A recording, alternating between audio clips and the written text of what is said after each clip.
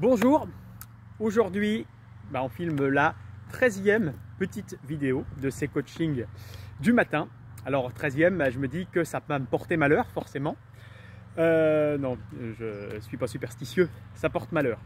Alors que le chiffre 13 porte malheur, on est typiquement dans ce qu'est la croyance. Et c'est de ça que j'ai envie de vous parler. Alors ça tombe bien parce que c'est un peu par hasard que ce soit la 13e, c'est pas du tout celle qui était prévue. D'ailleurs, c'était pas prévu qu'il y en ait une le dimanche, mais j'avais envie, donc je le fais. Autre exemple typique de croyance, il y a un beau soleil aujourd'hui, le soleil tourne autour de la Terre. Aujourd'hui, vous allez me dire, il est complètement fou, c'est l'inverse. Mais à une époque, il faut penser que nos ancêtres, ils voyaient que le soleil bougeait par rapport à la Terre, ils ont dû penser que c'est donc le soleil qui bougeait. Croyance. À la base, il y a beaucoup de choses, la Terre est plate, c'est une croyance qui a longtemps été là, avant qu'on prouve que ce soit l'inverse. Donc voilà, les croyances, déjà, première question, qui décide qu'une chose est vraie? Est-ce que c'est la norme sociale? Est-ce que c'est nous-mêmes? Est-ce que c'est nos expériences qui font tout ça? Déjà, c'est question de définir qu'est-ce qu'une croyance? Est-ce que je suis obligé d'y croire? Comment elle est construite? Deux types typiquement de croyances. Les croyances limitantes, c'est-à-dire qui me rendent impossible les choses, qui me disent ça, je ne peux pas le faire, donc je me mets dans les prédispositions de l'échec. Et à l'inverse, on a les croyances motrices, je peux, je suis capable. Par exemple, aujourd'hui, je me dis je suis capable de faire une vidéo qui va être meilleure que les 12 précédentes. J'y crois. À vous de me dire si c'est le cas à la fin de la vidéo, mais j'y crois. Donc une action, de cette action résulte une performance. À vous de me dire si elle était bonne ou si elle était mauvaise. Et d'abord, à moi de me le dire, si à la fin de cette session, je suis content de ce que j'ai fait ou je ne suis pas content de ce que j'ai fait. Évidemment, ce contre quoi on va chercher à lutter, ça va surtout être nos croyances limitantes, puisque c'est elles qui nous empêchent finalement souvent de faire des choses et donc elles qui nous empêchent d'avancer. Alors une première stratégie, celle-là elle est personnelle, je l'ai trouvée dans un ouvrage de développement personnel, etc. C'est plutôt de dire je crois que, de dire plutôt j'ai la croyance que quelque chose. Pourquoi? Parce que avoir la croyance finalement quelque part ça devient une possession et c'est une possession, si je l'ai acquise, j'ai aussi le droit de la rendre, j'ai aussi le droit de la priver. Voilà, la vie où telle personne me l'a donnée, eh bien, je rends cette croyance à cette personne ou à la vie. On va parler de quelques croyances et des conséquences qu'elles peuvent avoir. Par exemple, je vais parler de moi en premier. J'ai la croyance qu'on ne peut pas m'aimer, par exemple. Dans ce cas-là, effectivement, en ayant cette croyance-là, je pars sur l'idée, effectivement, que dès que quelqu'un va par exemple me dire je t'aime, je ne vais pas y croire, forcément, puisque je me suis dit non mais c'est pas possible, je ne peux pas être aimé. Donc forcément, ça ne peut pas marcher et je vais en plus rentrer dans un cercle vicieux qui va être de renforcer ma croyance, puisque j'ai déjà cette croyance au départ, elle est renforcée par l'expérience parce que j'ai cette croyance et donc du coup, le résultat va être forcément négatif et on va rentrer dans un cercle vicieux. Quelque chose dont je parlerai peut-être dans les prochains jours. Notre exemple, par exemple, allez, on va être un petit peu misogyne, une croyance typiquement féminine. J'ai la croyance que l'homme pense avec sa queue. Si j'ai cette croyance-là, ça veut dire que je vais considérer l'homme comme un prédateur, je vais considérer tous les hommes comme un prédateur, qu'ils me veulent du mal, et du coup ça va être très compliqué d'instaurer une relation de confiance avec un homme.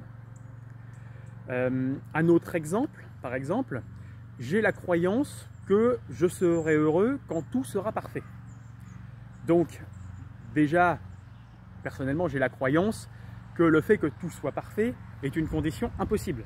Donc déjà, on part avec l'idée que ce sera impossible d'être heureux. On part aussi dans ce cas-là avec l'idée que finalement, le bonheur, on l'obtient que quand tout est parfait, et non pas quand les choses sont en condition impossible, et non pas finalement quand les choses vont en s'améliorant. quand je me rapproche de mon idéal, quand je fais des choses qui m'amènent vers cet idéal. Ça se rapproche un petit peu justement du perfectionnisme. Si je ne fais bien que quand tout est parfait, ça veut dire que je place mon sol, c'est-à-dire mes exigences minimum, au niveau de mon idéal, de mon plafond. Donc on a finalement ici notre sol, notre plafond, et on a un minuscule espace pour vivre dans lequel on ne peut pas respirer. Si j'apprends à être heureux de petites choses, si je me dis ça me satisfait, ça me sent heureux, eh bien mon sol va être là, mon plafond va toujours être là, hein. Notre moi idéal il reste là, mais on a tout cet espace ici pour vivre et dans lequel se développer. Voilà par exemple, voilà des exemples typiques de croyances contre lesquelles il faut, je pense, lutter. Et la base donc c'est de revenir finalement à je peux, je ne peux pas. Dans les deux cas, si j'ai ces croyances là, dans les deux cas, c'est ce qu'on a vu là, j'ai raison. C'est-à-dire si je pense que je ne peux pas, si je me mets dans des conditions où je me dis de toute façon je vais échouer, si j'ai cette croyance là, j'ai raison, parce qu'au final je vais échouer. Si à l'inverse j'ai une croyance motrice qui va me pousser à l'action, qui va me donner un élan, dans laquelle je dis je peux le faire, dans ce cas-là je vais aussi avoir raison, puisque si je peux le faire, je vais réaliser une action, de cette action va résulter une performance, et soit ma performance n'est pas ce que j'attendais, dans ce cas-là j'ai trouvé déjà un moyen de ne pas atteindre mon objectif, et je vais retenter jusqu'à atteindre, réussir quelque chose. Et dans ce cas-là, l'action, voilà, j'ai cru que j'étais capable, j'ai eu cette croyance-là, je me suis mis en action positive. Terminé pour cette petite vidéo sur les croyances. J'ai la croyance que c'était une vidéo de meilleure qualité et plus structurée que les précédentes, parce que déjà j'avais préparé un petit post-it cette fois-ci, alors que les dernières fois c'était vraiment de l'improvisation. J'ai essayé de tourner dans un cadre un petit peu plus sympathique avec le ciel bleu, qui est quand même un petit peu plus sympa que juste devant le bureau dans une pièce sombre. Ça a dépassé les 5 minutes, mais aujourd'hui, je m'en étais donné le droit. J'avais pris la responsabilité que la vidéo dépasse les 7 minutes. Elle restera à moins de 10 minutes. Ça, c'est aussi quand même l'objectif, fixer un minimum de cadre, même s'il est flexible. Autre thème qu'on pourra aborder bientôt. Voilà, je vais vous parler un petit peu du projet que j'ai pour les prochains jours. Je filme cette vidéo, nous sommes le 21 novembre. Il reste 9 jours et demi dans le mois de novembre et je me suis fixé un petit challenge pour le mois de décembre, c'est de faire 31 vidéos, 31 jours au mois de décembre, 31 vidéos un petit peu comme celle-ci et de les diffuser à une communauté un petit peu plus large que vous qui m'écoutez et qui me voyez les matins, mais de publier ça sur ma chaîne YouTube et sur Facebook. Gros challenge pour moi parce que c'est un domaine forcément que je maîtrise moins que l'activité physique, que l'entraînement, que le massage, pour lesquels je fais des vidéos. C'est une nouveauté pour moi, j'apprends, je suis en développement, ça fait à peu près 15 mois que je travaille beaucoup sur moi, à faire des formations, à voir des vidéos sur le développement personnel, à beaucoup écrire, à beaucoup réfléchir.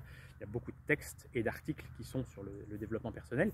Il y a des textes que je fais à partir des vidéos que je fais aujourd'hui et des vidéos que je fais à partir de textes que j'ai déjà écrits. Donc ça permet de développer vraiment cette bibliothèque. Donc par contre, effectivement, c'est un gros challenge. Mais voilà, on a parlé aussi de la peur, on a parlé de passer à l'action. J'attends pas de faire quelque chose de parfait, mais je vais le faire.